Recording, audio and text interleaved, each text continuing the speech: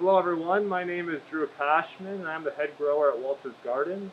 I'm going to take you on a quick tour of our facilities, and we'll stop in our Ellie room and see how our tissue culture and cuttings are stuck in the Ellie plugs.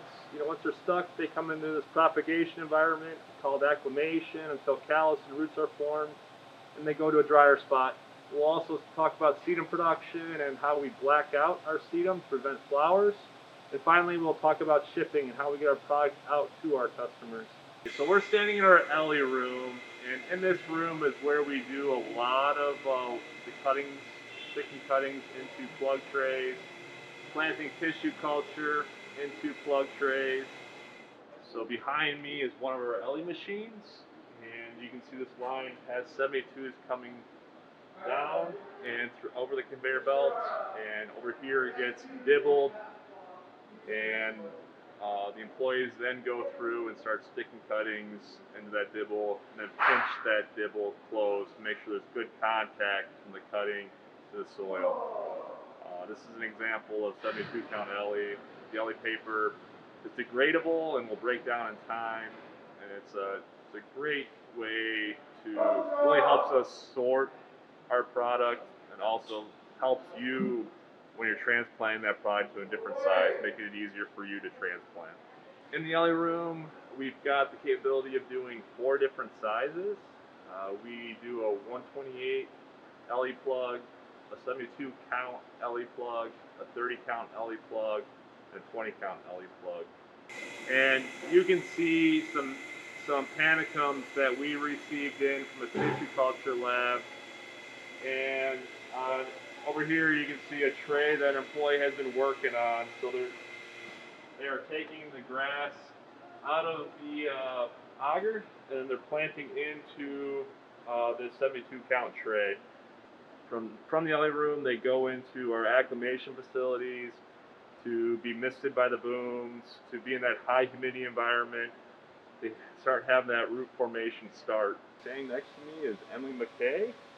Excited to announce that Emily's one of the finalists this year for Young Grower of the Year, and we'll find out in a few weeks whether she wins that award. So we're hoping for that. She's our lead grower and also very involved with our IPM team here as well. We're staying in our acclimation facilities, and in the background you can see one of our booms going to mist a crop further down the house. Other things you can see in acclimation here, Emily's got a lot of biological sachets in here to help control thrips populations. Yep, lots of biological control. Yep. Lots of bells and whistles in here. We have the fog system, our booms that automatically go, obviously shade curtains and all sorts of bells and whistles, heated floor, and basically anything to make it a great range for propagating in here. This area is used for a quick turn area. Typically items are in here for 2, 3, 4 weeks, and they get moved to a drier location to finish. So we use Damatec's control system.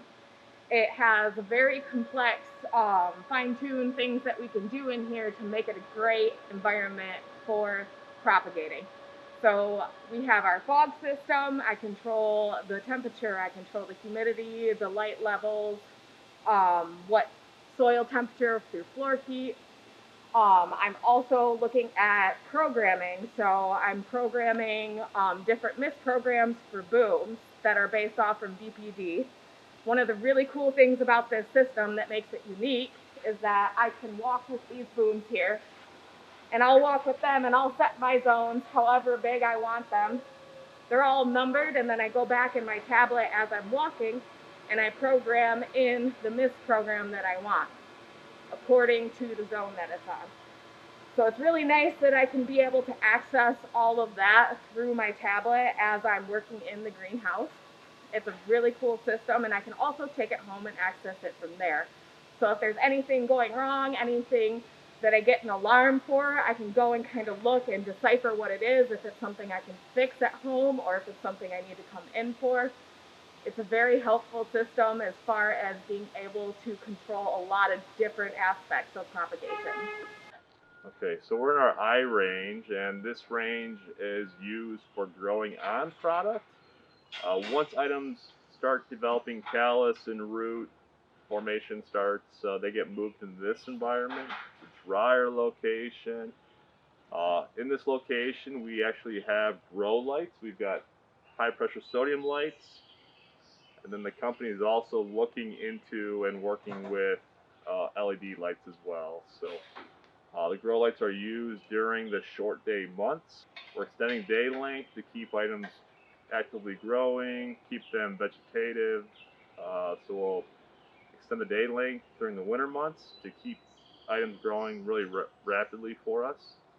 In the summertime, we are using a blackout system for our sedum production, and growers will cover the sedum first thing in the morning before the sun comes out, and then they'll uncover a few hours after that.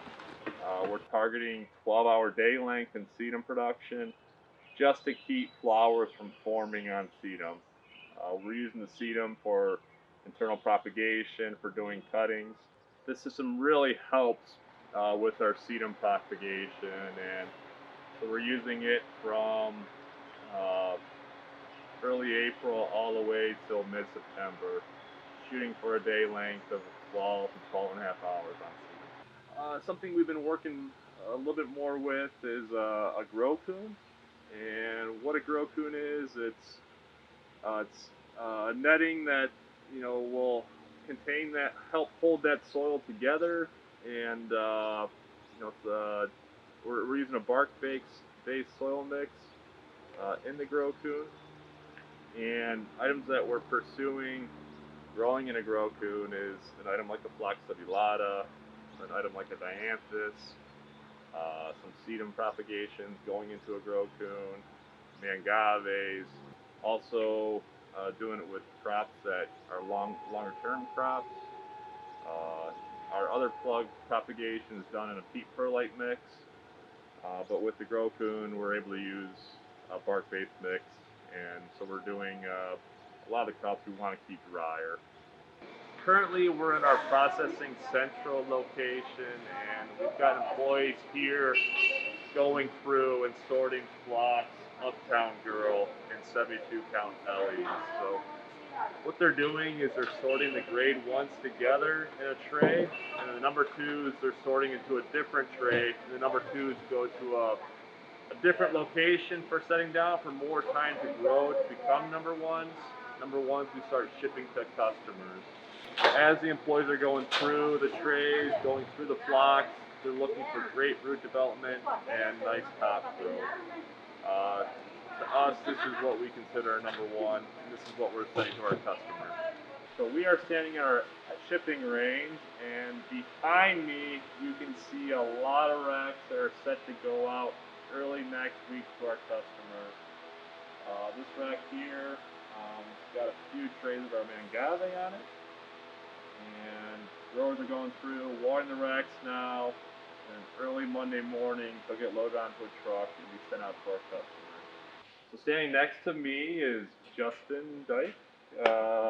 He's our maintenance supervisor, and he is a winner of the 40 Under 40 award this past year. So yeah, congratulations to him. Thank you. He helped us design this range, and he also helped us build acclimation. Yep. Mind talking a few minutes about that, Justin? Yeah, we built this one, I believe, in 2017, and we built it specifically to stage our plants for shipping. We got lines on the floor to lay things out so they can still get between the racks to water. This garage door here is right next to the loading dock, so on Monday morning when it's time to start shipping, they can go right to the trailers and be out of here. We have top vents and side vents, so it stays nice and cool. We also have white plastic on this so that it doesn't heat up too much over the weekend. Thank you for watching this video, and hopefully this video allowed you to get to know Walters a little better.